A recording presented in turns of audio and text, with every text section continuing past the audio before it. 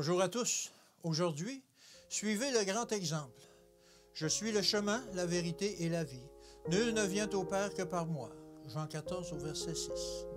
En décrivant sa mission terrestre, Jésus déclare « L'Esprit du Seigneur est sur moi parce qu'il m'a oint pour annoncer la bonne nouvelle aux pauvres.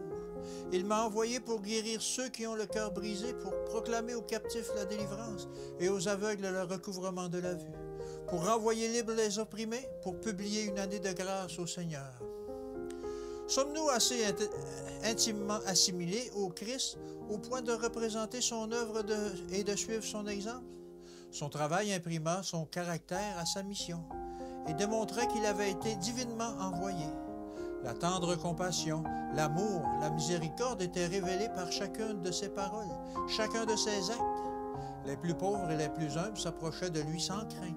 Il remarquait toujours les petits enfants et ceux-ci étaient attirés par lui. La parole de notre Sauveur était claire et nette. Il ne supprimait pas un mot de la vérité, mais il s'exprimait avec un zèle convaincant, et lorsqu'il parlait, les esprits abattus s'approchaient de lui et étaient remplis d'espoir et de courage. Il était le prince du ciel. Il ne prononça jamais un mot qui puisse causer de la peine à une âme sensible et tremblante. Il considérait avec tristesse ceux qui le rejetaient et prenait ses paroles à la légère. Et il disait « Et vous ne voulez pas venir à moi pour avoir la vie? » Jean 5 au verset 40. Jésus-Christ est le chemin, la vérité et la vie. Son existence sur la terre fut toute d'abnégation. Il réconfortait et encourageait tous ceux qui venaient à lui en quête de soulagement, car ils étaient tous précieux à ses yeux. Il se comportait toujours avec une dignité divine, et cependant, il se penchait avec tendresse vers chaque membre de la famille du Seigneur. Il vint se tenir à la tête de l'humanité afin de donner à tous ceux qui croiraient en lui le pouvoir de devenir fils et filles de Dieu. Tel est l'exemple que nous devons suivre.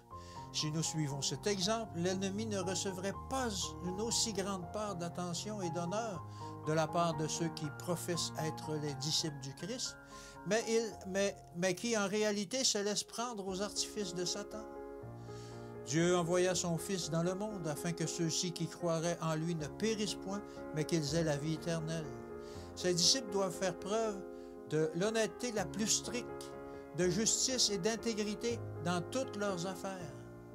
Que l'œuvre commence dans la sincérité, par la reconversion et la transformation du caractère. Bonne journée à tous et à demain.